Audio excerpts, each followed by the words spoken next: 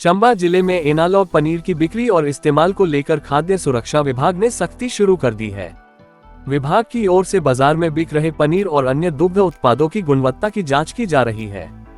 खाद्य कारोबारियों को निर्धारित खाद्य सुरक्षा मानकों के अनुरूप ही पनीर और दुग्ध उत्पाद बेचने के निर्देश दिए गए हैं।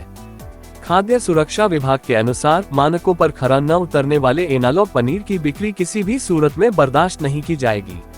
दुकानदारों, होटल संचालकों और अन्य खाद्य कारोबारियों को नियमों का पालन सुनिश्चित करने को कहा गया है।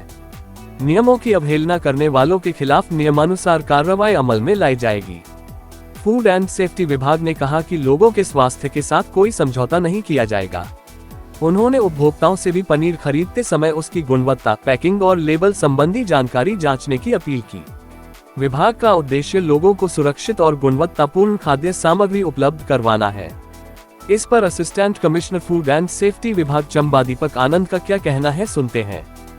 जैसे आज पिछले कल हिमाचल प्रदेश स्वास्थ्य विनियमन विभाग द्वारा एनालॉगस पनीर को 1 वर्ष के लिए पूर्ण रूप से प्रतिबंधित कर लिया गया है पूरे प्रदेश में, और जिसकी उस पनीर की किसी भी तरह की डिस्ट्रीब्यूशन, स्टोरेज, सेल और उसका निर्माण नहीं हो सकेगा, और ना ही इस तरह का पनीर आम लोगों को बेचने के लिए बाज़ारों में परोसा जाएगा।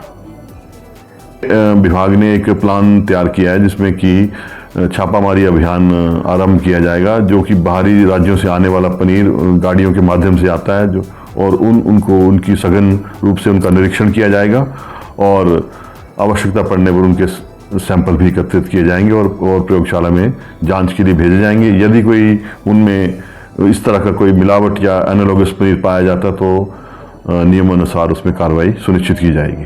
सर, लोगों रहेगी कि आम जनता से मेरी ये सुझाव भी रहेगा और अपील रहेगी कि अगर यदि किसी को इस तरह का पनीर उनके संज्ञान में आता है या उनको मार्केट में कहीं दिखता है तो हमें विभाग को इस बारे में सूचित करें, और स्वयं भी वो इस बारे में सतर्क रहें कि यदि पनीर वो बनाते हैं, यदि उसका बनाने के पश्चात वो हार्ड हो जाता है या उसके कहीं उसके स्वाद में अंतर आता है तो हमें विभाग को इस बारे में सूचित करें। सर, चंबा में कि कोई सैंपल अभी तक हमें रिपोर्ट में नहीं हुए हैं, लेटेस्ट हमें अभी कोई रिपोर्ट में नहीं आए हैं इस तरह के सैंपल जो मिल्क फैट के अलावा दूसरी किसी फैट से बने हुए हों।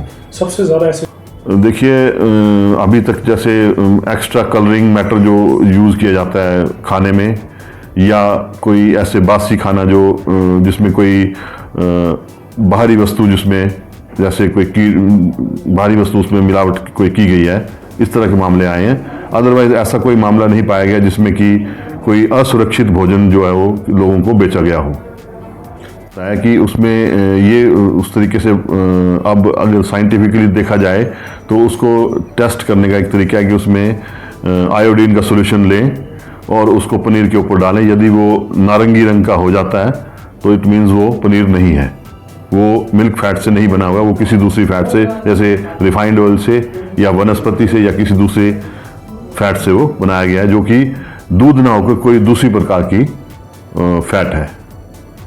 दुकानदारों को भी ये चेतावनी दी जाती है कि यदि इस प्रकार का पनीर वो बेचते हुए पाए जाते हैं तो उनके विरुद्ध नियमों के अनुसार कार्रवाई सुनिश्चित की जाएगी, और उनकी सैंपलिंग करने के पश्चात उनको जुर्माने का भी उसमें प्रावधान है, जो कि 5 लाख रुपए तक जुर्माना उसमें लगाया जा सकता है। सबसे यही अपील रहेगी कि इस तरह का पनीर, एनालॉगस पनीर जो कि अदर दैन मिल्क फैट से बना हुआ है, उसको प्रयोग में ना लाएं और ना ही उसको बिक्री के लिए प्रोत्साहित करें।